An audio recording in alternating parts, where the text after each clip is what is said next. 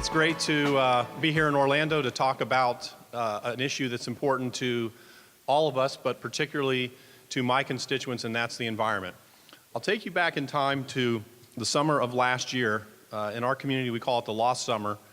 And what happened was we had more rain than we'd had in about 30 years, combined with some other factors that led Lake Okeechobee to rise to a level where the Army Corps of Engineers, which has exclusive jurisdiction over managing the lake and releases, basically opened up left and right the wavelengths of water into southwest Florida through the Caloosahatchee and then to my district on the Treasure Coast into the Indian River Lagoon and the St. Lucie River. And the destruction that occurred was not only profound, but it was manifest very quickly, from fish kills to the condition of the water being so bad that people couldn't sell their homes. The best way I can describe it is kind of antifreeze looking stuff on top of the water that would coagulate around people's docks. You could literally see from a helicopter or from a bridge, you could see where the water coming from Lake Okeechobee, which is already polluted as it is, even if it wasn't, it would still cause damage. But as that water moved into the lagoon and moved into southwest Florida, it literally was like a giant black moving cloud into otherwise what was clean water. So when this happened, I brought this to the attention of President Gates, and his view was that the state of Florida had responded all throughout Florida when they had the oil spill, and we had been there for his community, and he was going to be there for our community. So he appointed a select committee. I saw Senator Monfort here earlier. He was a member of that committee. We actually met in Stewart, and we took 8 hours of testimony from all of the stakeholders, from agricultural interests to environmentalists to local elected officials, business leaders, to determine what we could do to respond to this problem. And we came up with several things that I really want to talk about this morning, the short-term and long-term solutions that we see for this issue. And after we met, and then we met again in Tallahassee, we did a report, and we followed up with about $230 million in this year's budget to basically store, clean, and have water flow south of Lake Okeechobee. That's the ultimate goal. And so the money that we spent, and I think there's a map that they may put on later that'll just show you the projects. It's self-explanatory of what we did, and I just want to highlight a few of them. One is we have $90 million in the budget to raise Tamiami Trail about 2.5 miles so that water can flow south from Everglades National Park into Florida Bay, and that's a really important project. Secondly, we have $40 million to expedite construction of the C-44 reservoir, which will allow, when the lake starts getting to 14 or 14.5 feet, we'll have a place to store water so that when it gets to a higher level, we don't have the emergency draconian releases that we had. And then finally, there's some smaller projects, but I think they're very important. We have dispersed water projects where we're paying private landowners to store water on their property. And those projects have been expedited through permitting thanks to Secretary Vineyard and Governor Scott have worked with us to get those projects up and running.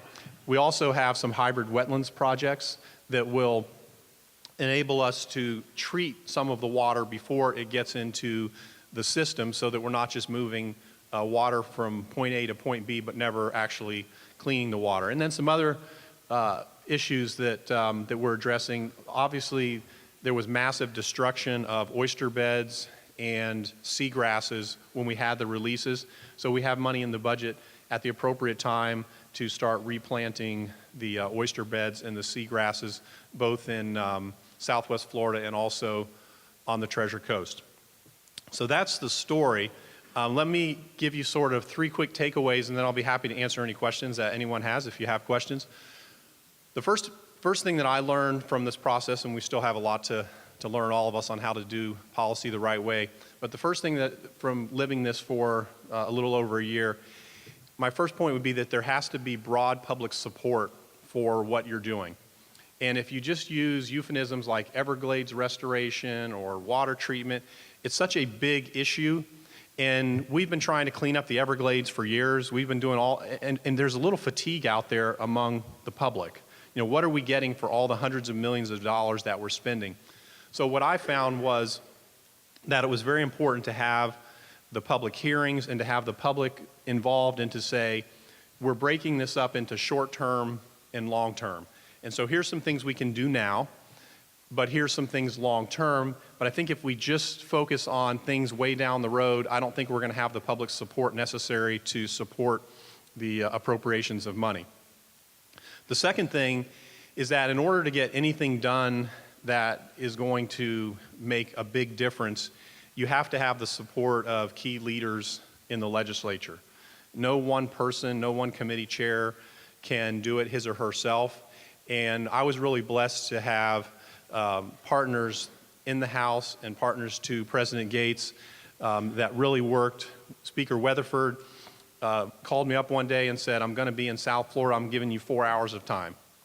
We'll do whatever you want for 4 hours. I want to learn as much as I can about this problem. Now, he didn't have to do that. He's not from my area. He has a lot of things on his schedule.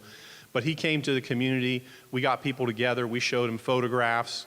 We took him on a tour to see the lake and how they're repairing the dike and making it to be more solid. And he came away with an understanding of the issue and was very, very cooperative in the process. And also Seth McKeel, who chaired the Appropriations Committee, worked with us to make sure that we had the funding we needed for the recommendations from the lagoon.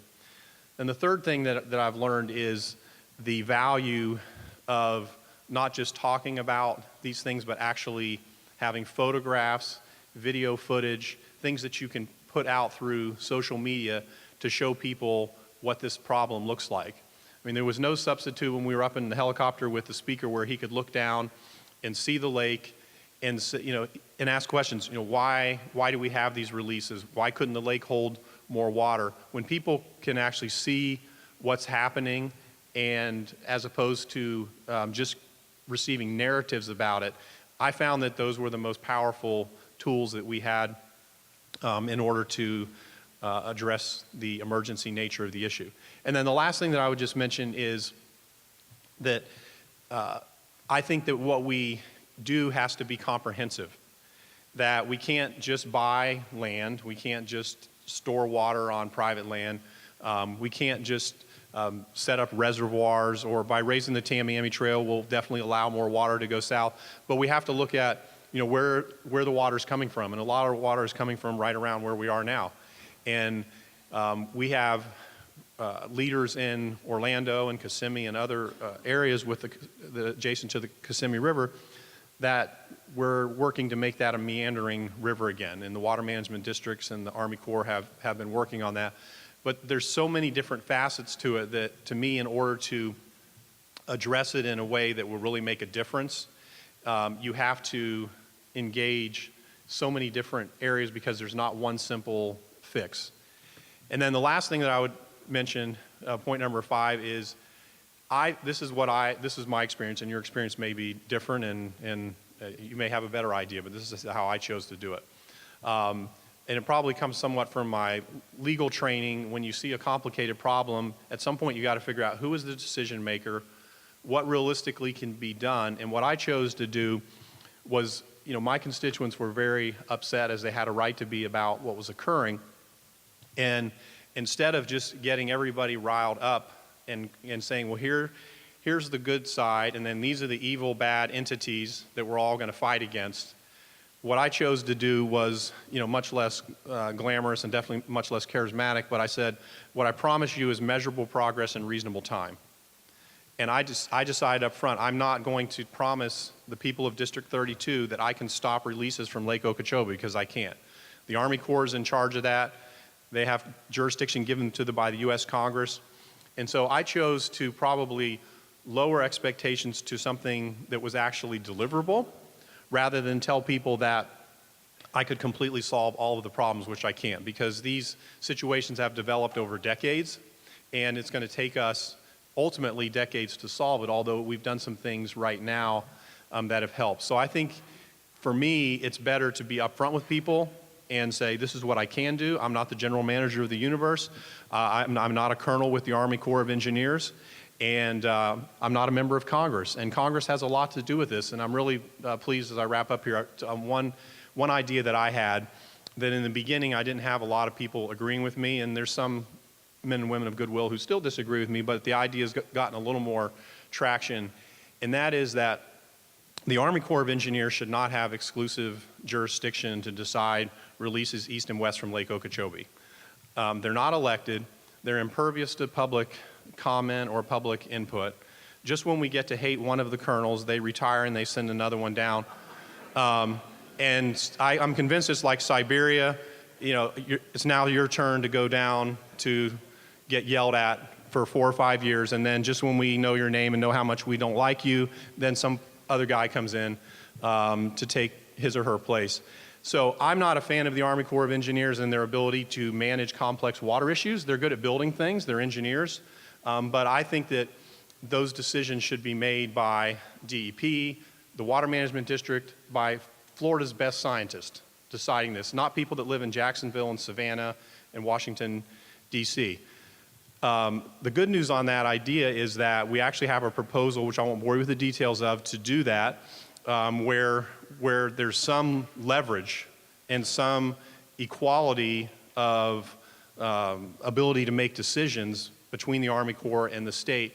And Senator Rubio's actually prepared a draft of legislation, because the Army Corps, they have the authority to do it. They've been given that authority by Congress, and it's been repeatedly, continually given to them, so and reaffirmed. So I don't dispute their ability, their right to do it. I just dispute that they're the right person to do it, the right entity to do it. So Senator Rubio is actually working on legislation that will put Florida more in control of those decisions and let the Army Corps do what it does best, which is reinforcing the dike. So I'm optimistic. Fortunately, we've been blessed by not having as much rainfall, and I don't take any credit for that.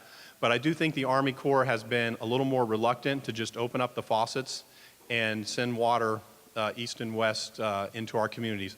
Going forward, I think with Speaker-designate Crisafulli and President-designate Gardner, I think the water will be a big issue. I think that whatever everyone's position is on, you're entitled to your position on it. I think the Amendment 1 will pass. It's polling at 78% in my district. And I think that will result in more funds having to be put toward these types of projects. And if it does pass, let's spend the money in the right way. So that's sort of an update on where we stand and what we've done. I want to thank all of the members of the legislature that came to the aid of Southeast Florida and Southwest Florida. I know that there'll be other issues such as Springs and other parts of the state with Apalachicola Bay that will be addressed in the coming years. So that's a quick update, and if anyone has any questions or any comments about where we go from here, I'd be happy to entertain those.